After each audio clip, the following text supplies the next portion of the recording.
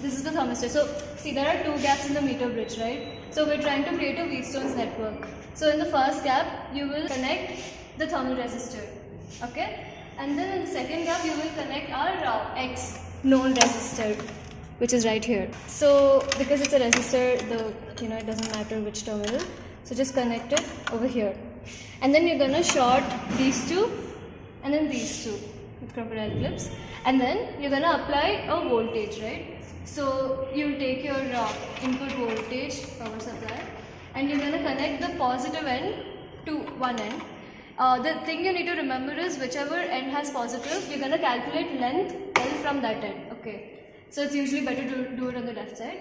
And then your negative end to the other side. Yeah. And then you're gonna connect your galvanometer. If you can look at the circuit, the galvanometer is connected, one terminal is to the center, the other terminal will be the jockey, right? So the central terminal, you're gonna connect it here. And the other terminal, it doesn't matter if it's positive or negative because galvanometer is only, so we're gonna just use it to measure the current, right? So it doesn't matter if it's positive or negative.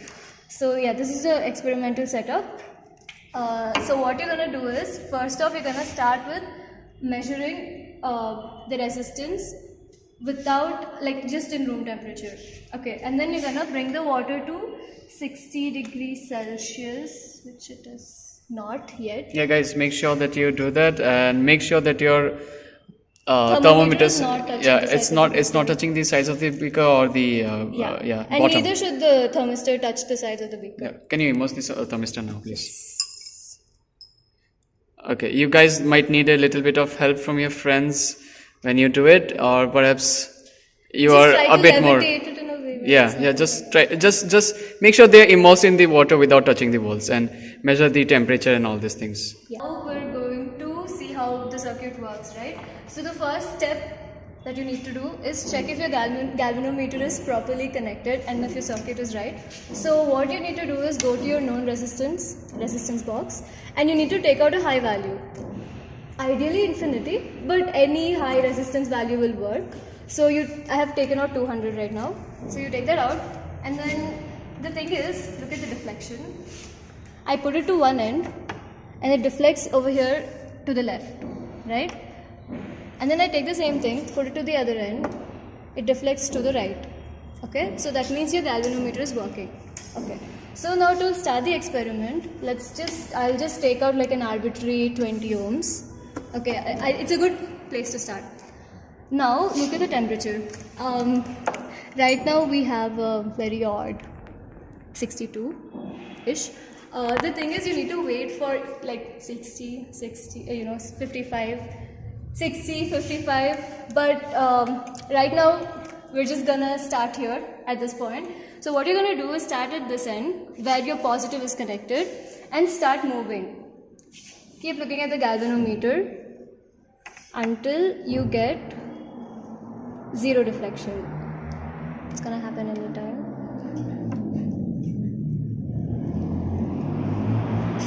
Oh, there we go. The galvanometer has 0 reflection.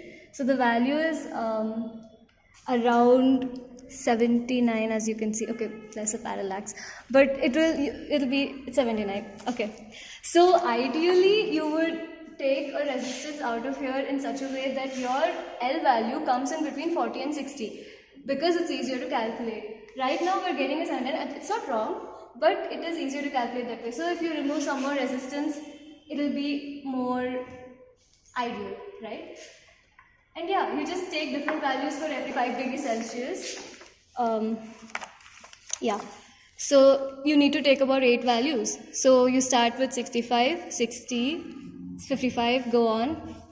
Your X will be the same. Keep it constant, okay? It's best to keep it constant because it's easier to calculate. And then your L will be the distance between this end to wherever your jockey stops. So you get 0 deflection. And then you can calculate R. You can calculate 1 by T using this, converted to Kelvin obviously. And then calculate log to the base 10 of R. And then you'll plot a graph that will look something like this.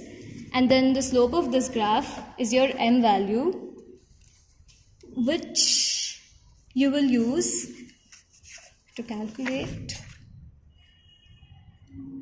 beta, which is 2.303 into slope. And then using that beta, you're gonna calculate the energy gap.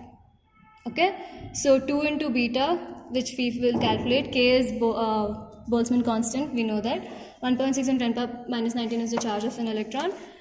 So if you don't do the division, you'll get it in joules, obviously. And then when you divide it by 1.6, you get it in electron volts. Okay, so we are going to try and understand how we can measure the energy gap for a semiconductor by measuring its temperature and resistances at varying temperatures.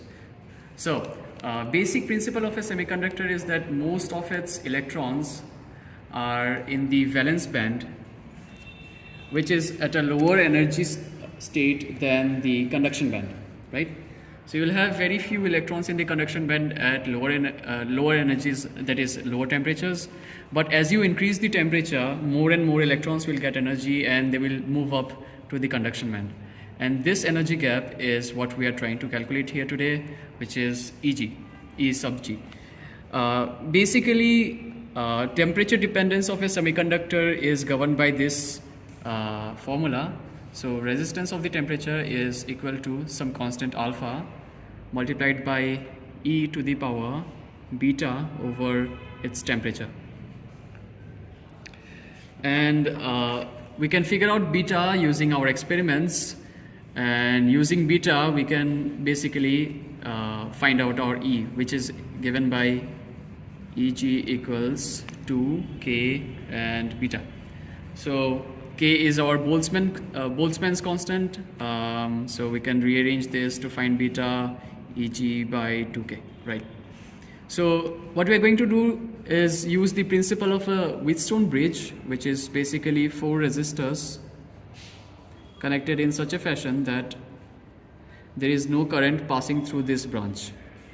So we'll call them R1, R2, R3 and R4. Connect a power source here. So at a particular value of this resistors, which is R1 over R3, when that is equal to R2 over R4, you are going to notice that I will be equal to 0. And when I is equal to 0, we can then think in the reverse fashion, and we can figure out any unknown resistance if we know the other 3 ones. Why is I equal to 0? Yeah, so it's basically you can get into Kirchhoff's law and all the things, but it's quite unnecessary for this discussion right now. But we could say that there are these 2 nodes. Yeah. The potential difference across these 2 nodes is 0. Yeah, exactly. So yeah, of course that will happen. That is required for I to be 0. At resistance values where this condition does not hold, you will see a potential difference between these 2 nodes, and therefore there will be a current flow in this branch. So at this condition, you are going to notice that potential difference here and here is going to be exactly the same, and that's why you won't be noticing any current flow. So now we're going to exploit the thermistor's temperature dependence. So what we expect is, as we drop the temperature, the resistance is going to increase, or vice versa.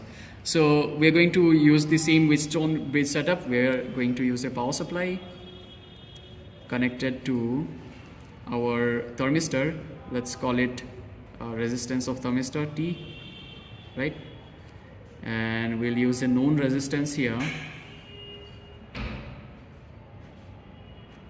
Let's call it X, and this is basically a meter bridge, so 1 meter in length and uniform resistance all across the length. So you can connect a galvanometer or a ammeter, whatever you choose, and basically balance the Wheatstone bridge.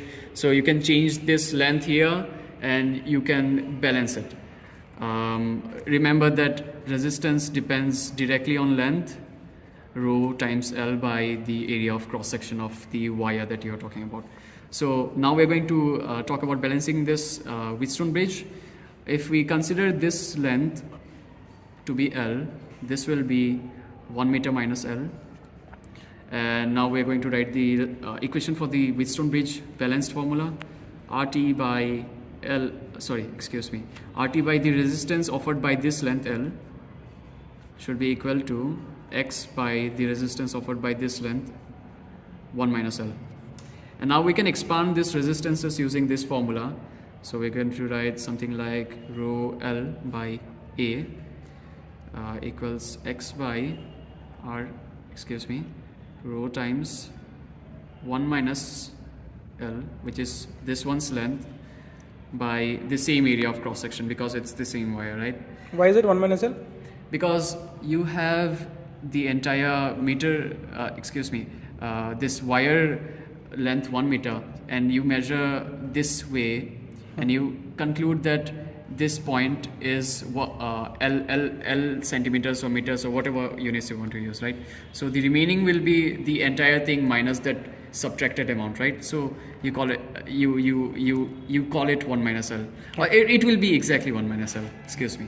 So you can then cancel out things from this equation, and when you do that, you are going to realize that this is exactly equal to RT by x by 1 minus L. Rearranging this, we arrive at resistance of the semiconductor at any temperature T can be given by x into L divided by 1 minus L. And this is the end of our discussion. Thank you. What is X here? X is the unknown resistance that we are going to use here. Usually you're going to use a resistance box. I recommend that you use high resistances. Yeah. So what you could do is you could probably use 100. Yeah, that's right? fine. So that since this is 1 meter, if you use 100, Yeah. so whatever, if you get 20 centimeter here, Yeah, that you is will going get to 20 be, ohms. Yeah. Right? Well, yeah, exactly. So I'll do an example for you guys if you choose so. Say at a temperature, call it T equals, let's see, 60 degrees Celsius. You want to measure the temperature of the semiconductor at that point, right? So you use RT equals, let's say you use some X equals 100 ohms, right? X into length, you say, let's see if we're going to That use, you have to get experimental. Yeah, you have to get Let's it say we get experimental. 35 Yeah, centimeters. let's say we got 35 here. 35 centimeters. So you can write 0.35 and 1 minus 0.35. Solving this, you get 100 into 0.35 divided by 0.65. And that is going to be your resistance of the semiconductor at that temperature in ohms. So whatever you get in ohms. Yep. Thank you. All right. We have reached the end part of the theory portion, and so if you remember, we started with the goal of trying to calculate our energy gap, and to calculate the energy gap, we need the beta value, right? Now, beta can be found out experimentally by plotting the log base 10 of your resistance versus your reciprocal of the temperature in kelvins. So make sure that you use base 10 for your resistance value that you calculated at each temperature, and plot it with respect to your reciprocal of temperature. And then after that, you're going to basically calculate the slope, that is CB divided by AB, and using that you can find beta. So 2.303 multiplied by slope. This factor is here because you're using log base 10. If you're using the natural log, this won't be here. So discard it in that case. And then finally you are going to use EG equals 2 times beta times K. And if you are going to get the answer in joules. If you choose the answer, if you want the answer to be in electron volts, basically you just want to divide by the charge of an electron, and that ends our discussion. Thank you very much.